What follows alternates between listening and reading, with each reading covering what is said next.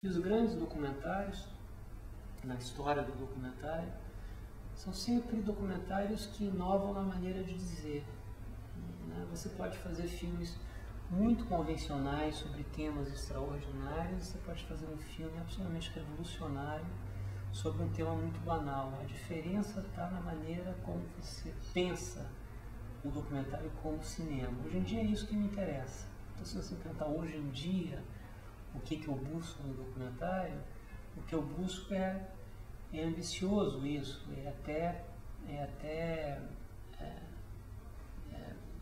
sei lá, tem até uma certa prepotência, uma ambição desmedida, né? Mas tudo bem, eu acho que não tem nenhum problema nisso. É alargar as fronteiras do documentário. A ambição é fazer com que o documentário possa ser diferente do que ele vem sendo. É poder fazer um filme que torne o documentário mais rico do que ele já é. E isso tem muito pouco a ver com o que eu estou filmando. E tem muito mais a ver com a maneira como eu filmei, a maneira como eu montei o filme, a maneira como eu imaginei a forma de dizer.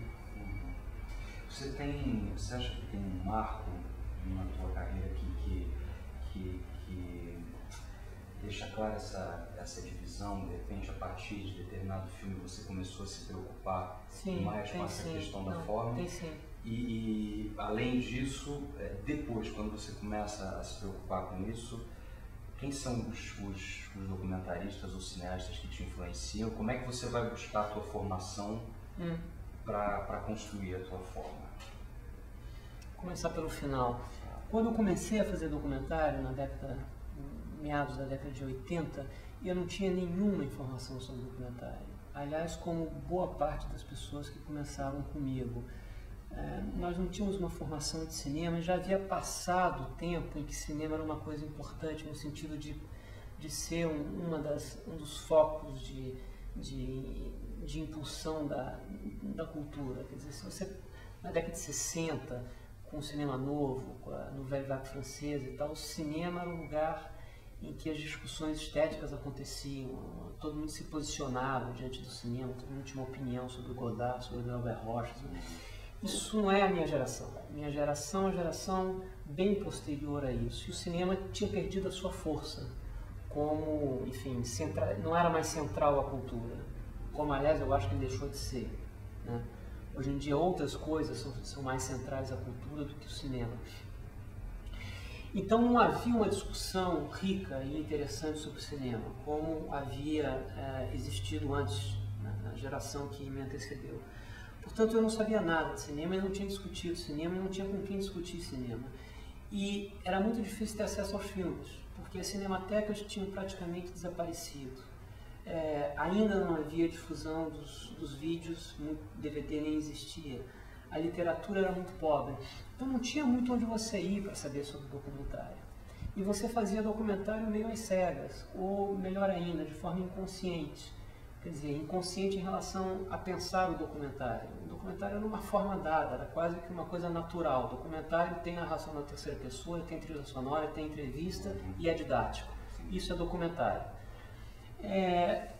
Eu percebi que isso era muito pobre depois de um certo tempo, mas eu não sabia direito como enriquecer o documentário que eu fazia. E aí eu decidi dar aula.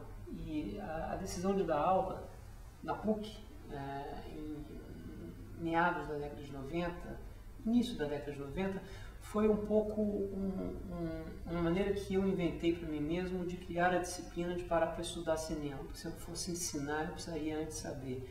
Então, nos 6 meses que antecederam o primeiro curso que eu dei na PUC, eu realmente estudei. Eu mandei vir o que eu pude mandar vir, quer dizer, os livros que existiam sobre documentário fora do Brasil. Os filmes eram muito difíceis, porque eles ainda não tinham sido comercializados, mas eu descobri quem era, lendo a literatura, eu descobri quem eram os documentaristas importantes, aonde eles trabalhavam, se eles tinham ou não tinham produtoras. Eu escrevi para eles quando eu consegui o contato, pedi para comprar os filmes deles, muitos venderam, e aí eu recebi cópias, enfim, não comerciais, E aí eu comecei a ver os filmes, a decupar no papel, a entender mais ou menos o que era o documentário.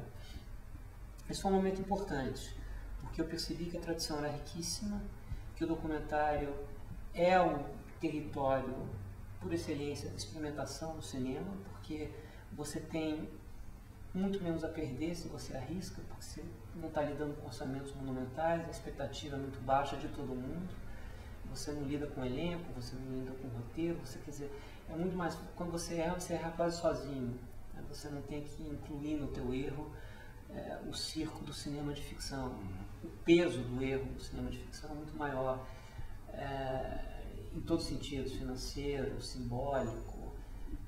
Então, o documentário sempre arriscou muito mais e as experiências formais no documentário sempre antecederam as experiências formais do cinema de ficção. O cinema não ficcional ele é mais aventureiro e a tradição é muito rica, é riquíssima. E aí eu comecei a gostar do documentário como pensamento, como ideia de retratar o mundo, de representar o mundo. Então, essa foi uma etapa importante para eu começar a refletir sobre o que eu fazia, que é uma coisa que eu acho essencial. E eu digo para os documentaristas que eventualmente assistam o que eu estou dizendo aqui, não existe documentário sem reflexão. Mas não é uma reflexão sobre o que você está filmando, é reflexão sobre como você está filmando e como você está montando, por que você está montando assim. E por que fazer mais um filme sobre esse tema? Por exemplo, favela, por exemplo, violência, por exemplo, enfim, esses temas que são recorrentes, você tem que ter uma ótima razão para fazer mais um. E essa razão provavelmente não está lá fora, porque lá fora isso já foi dito. Você tem que ter uma razão interna, você pode dizer isso de outra maneira, você tem uma coisa diferente a dizer sobre isso. Você tem que pensar, você não pode filmar sem pensar. O que parece contraditório em relação ao que eu estava dizendo no início, acontece alguma coisa, você sai e filma. Não, aí você talvez nem tenha que pensar. É um impulso de registrar uma coisa única que está acontecendo. Uma manifestação, um ato de violência, um ato político, o que for. Aí você tem que pegar a câmera e sair e registrar, porque é importante. É importante.